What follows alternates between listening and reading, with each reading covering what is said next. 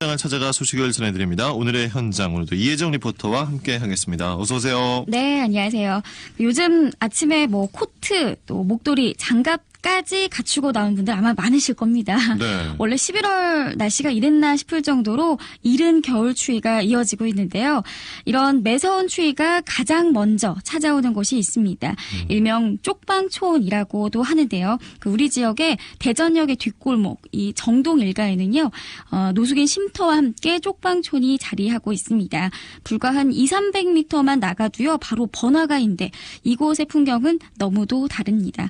몇 사람이 다니기에도 참 벅찰 정도로 좁고요. 네. 골목 양 옆에 집들이 불과 몇 걸음 간격으로 다닥다닥 붙어 있습니다.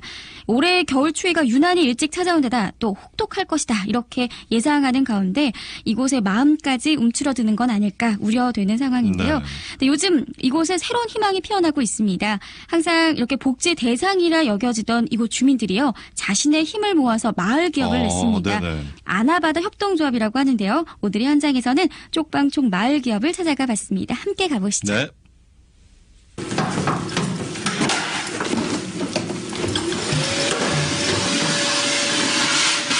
소리는 거의 먼지 같은 거 빨아들고 있는 작업이거든요.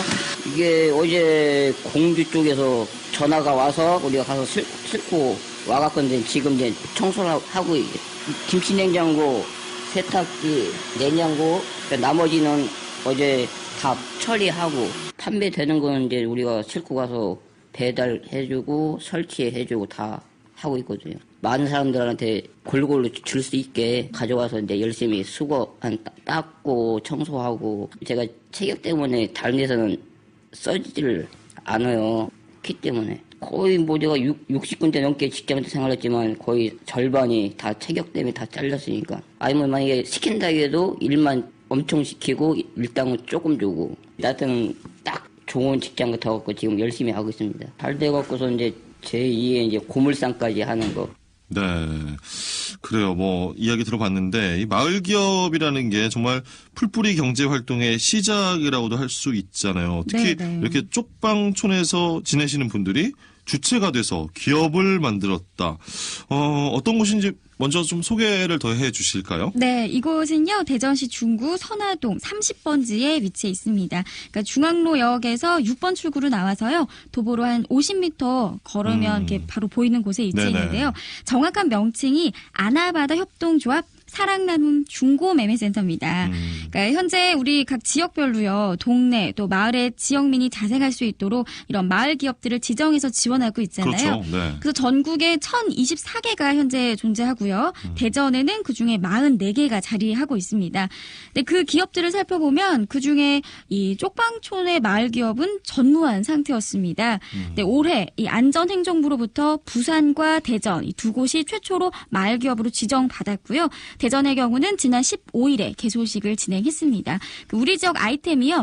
아나바다 중고매매입니다. 그러니까 중고매매요. 그렇죠. 이게 물건을 직접 수거해 와서 이 기기들을 뭐 청소하고 해체해서 다시 판매하는 이런 개념인데요. 네네. 문을 연 지가 한 달여 정도 지났습니다. 제가 현장을 찾아가 보니까 한 15평 크기 사무실이고요. 한쪽에서는 이 중고 옷까지 정리해서 나열해서 가격표까지 붙어 있고요.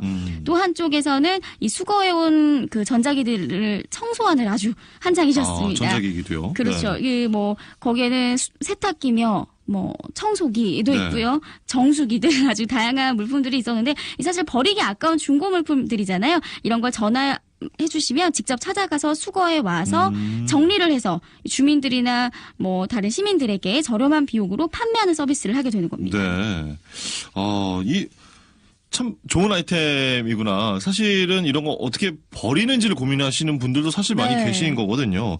자, 그럼 이 아나바다 협동조합 어떤 분들이 함께 조합원으로 함께하고 계시나요? 네, 일단 이 노숙인 쉼터에서 한 3년간 일을 해오면서 쪽방촌 주민들의 생활을 도와온 분이 있습니다. 김종민 사무국장을 중심으로 해서요. 또 엄형화 대표, 또 이 마을 기업에 굉장히 적극적인 자세를 보인 그 다른 3명까지 함께해서 총 5명이 모여서 그 각자 푼푼히 모은 100만 원씩, 500만 원을 처음엔 출자금이 있어야 되니까. 네, 맞습니다. 그렇게 해서 시작을 했습니다.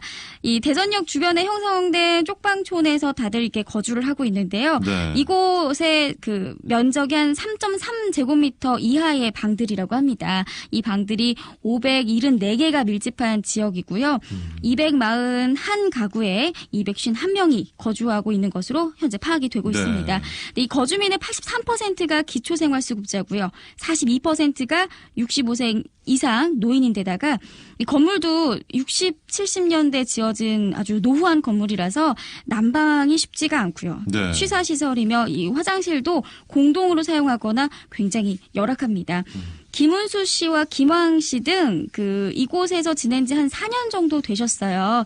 뭐 다들 각자 여러 사연을 안고 왔지만 해본 일, 안 해본 일이 없다고 합니다. 네, 뭐 어떤 분은 체구가 너무 작아서 뭐 의사소통이 불편하다. 뭐 몸이 좀 안 좋다. 뭐 이런 네네. 각종 이유로 회사를 들어간다거나 온전한 생활이 굉장히 불가능한 상태였거든요. 지금 바로 이 일이 평생 직장이란 마음으로 하루하루 열심히 살아가고 있습니다. 네. 그래요. 뭐 사회복지의 관점과 틀을 좀 다른 측면에서 바라본 또 기회가 되지 않을까도 싶은데 사회복지 대상으로 생각했던 이들에게 더 어려운 이웃을 또 도와줄 수 있는 기회도 제공하는 거잖아요. 그렇죠. 근데 그 기회를 바로 우리가 주는 겁니다. 네. 못 쓰는 물건, 또 안 쓰는 물건을 직접 사무실로 가져다 주셔도 좋고요.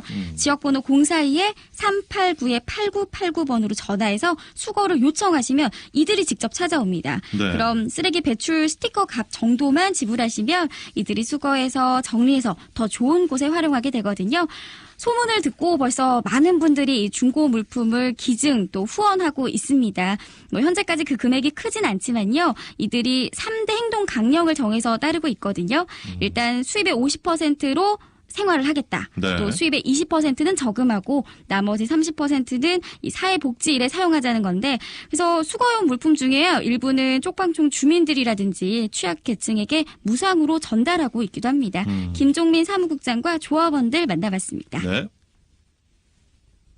쪽방촌에 계신 분들 보면 희망이 없다는 게 특징이에요. 그냥 오늘 하루 살면 되지. 뭐 내일 어떻게 되겠지. 쪽방촌에 있는 분들은 사실 노숙하고 경계예요.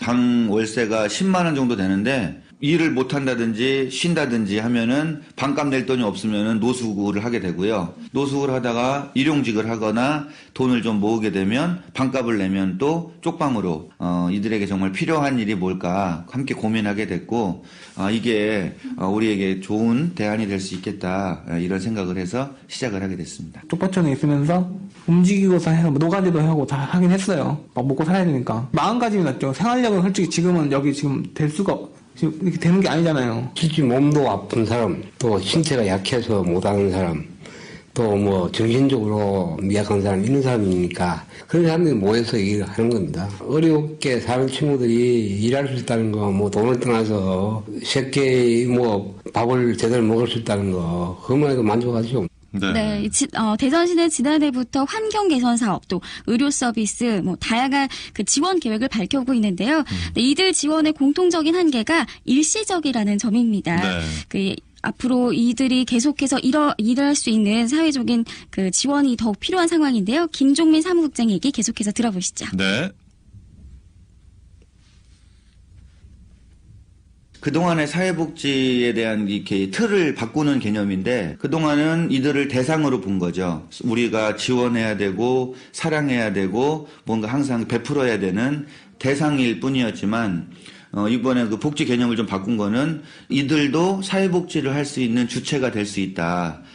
그래서 오히려 이 사람들이 더 어려운 사람들을 도울 수 있는 그런 사회복지의 주체로 설 수 있는 게 되지 않을까.